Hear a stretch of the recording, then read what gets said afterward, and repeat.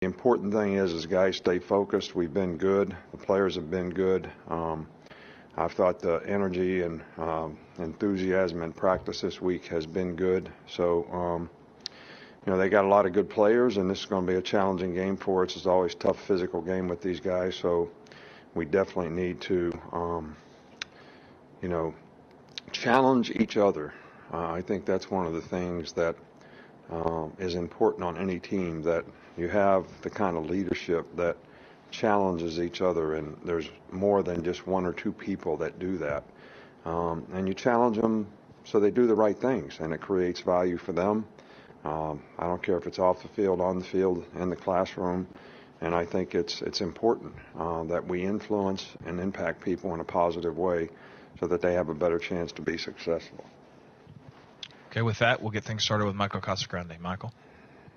Yeah, how would you define the optimal balance between rushing and passing on offense? I don't know that I really define it. I think you really do what you have to do to move the ball and win the game. Some people play to stop the run. They play extra guys in the box. So there's more opportunities in the passing game. So you don't want to, try to beat your head up against the wall. So you say, okay, we rushed for over 150 yards today.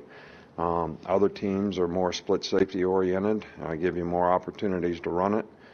So maybe in those games you run it for a little more, pass it for a little less. But I think the number one thing you want to do is take advantage of what the defense gives you, rather than is there some number that you're trying to get to. I think it's more important that when you do run it, that we have positive runs, which means we're going to make 4 or 5 yards a carry per average, and not have negative plays, because the design of the plays are well schemed so that we get a hat on a hat and have a chance to be successful. And I think it's the same way when you pass it. It's what's your pass per attempt. That's probably more important than any final number. We'll go to Nick Kelly in Tuscaloosa.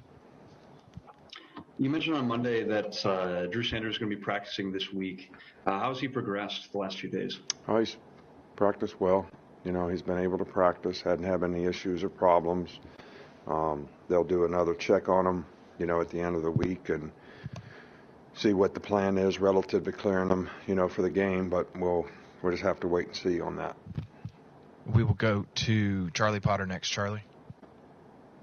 Yeah, hey, Coach. Earlier this week, Phil Mathis used the quote, "You're remembered for what you do in November." He said you guys use that in the building a lot. Obviously, you're not looking ahead to future games, but how important is that to get that message across to finish the season out the right way? Yeah, well, this is November, all right, so it's important to start it the right way. Play one play at a time, one game at a time, one quarter at a time, one team at a time, and be able to maintain your ability to stay focused so that you continue to improve as a team. And, from my perspective, I don't want to wear the players out so that our explosive movement and our speed is going in the wrong direction through a long season. So, we want to make sure that, we're sort of going in this direction physically, but keeping the right mental frame of mind, psychological disposition to work and practice. One of the things that has been pretty obvious is the guys that practice well, they end up playing well. And, so because you develop consistency in your habits in what you do every day. And I think that's something that we've really tried to stretch with the players, and I think we've done a better job of practicing the last couple of weeks.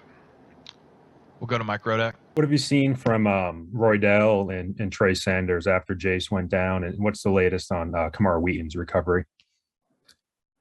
Camar Wheaton's still rehabbing. He's not on the field yet. He's got a ways to go. Those guys have done well. They've all done a good job. They've done a good job when they get opportunities in the game. I think their experience is certainly helping their confidence. And, we've been really pleased, with what they've been able to do to this point. Going to follow up from Michael? Yes. How would you define or first down running? How would you assess your ability to run the ball effectively on first downs? I think it's been good. I think maybe the consistency could be a little bit better. We've had some really good opportunities on first down, and then we've had some where, we get those 0, 1, 2-yard gains. But again, I think it's a combination of getting a hat on a hat, runners pressing holes, so the blockers have a best chance to block them. And, we want to create positive down and distance so that when we get to third down, we don't have as many third and longs as, we've had in some games. And we've done a good job of converting third downs, but you want to be in a more manageable third down situation to keep drives alive and also make explosive plays running the ball. I think we've done a fairly good job of that. We just haven't been as consistent as we'd like to be. And unless we have a follow-up, we'll finish up with James Hill. Coach, James Hill with BNC Sports. Alabama, you guys are undefeated at home. Can you just talk about coming in and just playing your type of football Bama built and just looking for another victory? Well, I think that, we try to get the guys to compete, to be the best players they can be, play one play at a time, be relentless in terms of your effort, your toughness, and how you go about focusing on doing your job on that particular play, and don't worry about the scoreboard and just, keep competing in the game. And I think when we play that way, it's a lot more fun. I don't think these players should be anxious about outcomes. I think they should stay focused on, the process of what they need to do to get the outcome that we have, that we want to accomplish for our team. There's going to be good things happen in the game. We got to respond positively to that. And when bad things happen in a game, we got to go play the next play and don't get frustrated and respond in a positive way to that. And I think everybody's got to challenge each other to be able to do that on a consistent basis. And that's certainly, what we're trying to do. Now, I think all that starts with how motivated are you relative to the sense of purpose that you have, and what you want to accomplish and what you want to do. So all kind of goes hand in hand. Okay, we do have one last follow-up, and we'll finish up with Charlie. Yeah, Coach, I'm sure you saw the news about Henry Ruggs. Just have a comment on that and the incident that occurred in Las Vegas.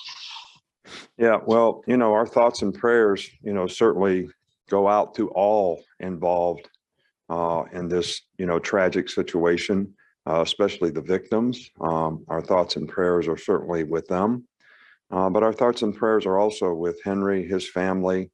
And I think this is something that a lot of folks can learn from.